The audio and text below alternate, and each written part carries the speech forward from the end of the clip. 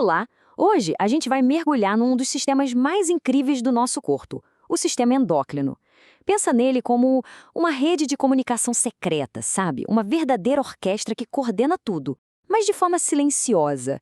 É um sistema que, olha, é fascinante e, claro, super fundamental para a nossa vida. É que, se a gente parar para pensar, como é que o nosso corpo consegue se manter em equilíbrio? Tipo, com tanta coisa acontecendo ao mesmo tempo, né? Porque depois de comer um doce, por exemplo, o açúcar no sangue não fica lá em cima para sempre? Ou como é que o corpo simplesmente sabe a hora de crescer? Pois é, a resposta para tudo isso está justamente nessa orquestra química que a gente vai conhecer melhor agora. Bom, e o nosso roteiro para essa conversa vai ser o seguinte. Primeiro, a gente vai entender o que é essa rede de comunicação interna. Depois, vamos falar dos mensageiros químicos, os famosos hormônios. Na sequência, um ponto super importante, como o corpo se regula, o tal do feedback.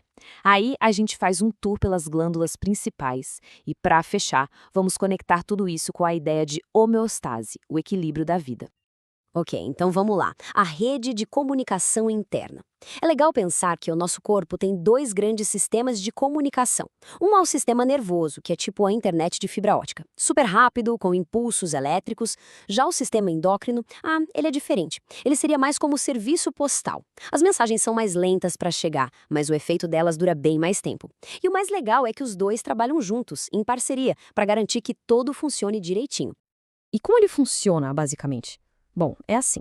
Um conjunto de glândulas produz e libera umas substâncias químicas, que são os hormônios. E para onde eles vão? Direto para a corrente sanguínea. Imagina que o sangue é um rio gigante que percorre o corpo todo. Essas glândulas jogam mensagens numa garrafa nesse rio. A garrafa viaja para todo lugar, mas só quem tem a chave certa consegue abrir e ler a mensagem. Essa é a ideia central. Olha só essa imagem. Ela mostra direitinho onde estão os remetentes dessas mensagens. Dá para ver que as glândulas estão espalhadas pelo corpo todo, né? Tem no cérebro, no pescoço, lá no abdômen. Todas elas trabalhando juntas como uma grande rede de comando, liberando esses mensageiros químicos para coordenar tudo. Certo? Então vamos falar um pouco mais sobre esses mensageiros, os hormônios. O que eles são, afinal? E como é que eles sabem exatamente para onde ir e o que precisam fazer? Pensa que eles são as instruções escritas dentro daquela garrafa que viaja pelo rio do nosso corpo. E aqui está o pulo do gato, a parte genial do sistema. Cada hormônio funciona como uma chave única, e essa chave só abre uma fechadura específica. No corpo, essas fechaduras são chamadas de receptores e elas ficam nas células-alvo.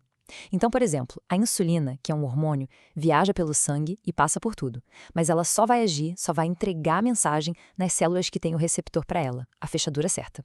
É por isso que a ordem de guardar açúcar vai para o fígado e para os músculos e não, sei lá, para as células do cabelo. É um sistema com uma precisão, assim, absurda.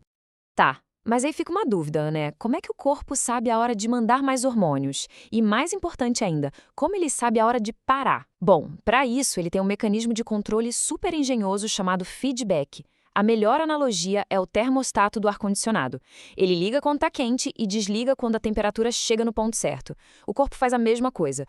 E existem basicamente dois tipos desse mecanismo. O mais comum de todos é o feedback negativo. A lógica dele é simples. Ele sempre vai na contramão da mudança para restaurar o equilíbrio. Se a temperatura sobe, ele age para baixar.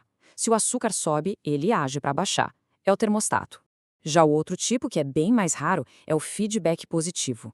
Esse faz o contrário. Ele amplifica o estímulo. É como uma bola de neve descendo a montanha, uma avalanche. Ele acelera um processo até o fim. Vamos pegar um exemplo prático de feedback negativo. Um que acontece com a gente todo santo dia, o controle do açúcar no sangue. Olha que interessante esse ciclo. É perfeito. Imagina que a gente acabou de comer um prato de macarrão. O nível de glicose no sangue sobe. O pâncreas percebe isso e libera insulina. A insulina é a chave que abre as células para o açúcar entrar e ser usado como energia ou ser guardado. Resultado, o nível de açúcar no sangue baixa. Agora, o contrário. Se a gente fica muito tempo sem comer, o nível de açúcar cai. Aí o pâncreas libera outro hormônio, o glucagon. E o que ele faz? Ele vai lá no fígado e fala, libera o açúcar que está guardado aí. E o nível volta ao normal. É esse balanço constante, sobe, desce, sempre buscando o meio termo, pura ação do feedback negativo. E o feedback positivo, o da avalanche. A gente tem um exemplo super poderoso que é fundamental para a existência de todos nós, o parto. Nesse caso, a lógica é completamente diferente. O objetivo não é parar a mudança, é acelerar. Começa com uma contração no útero.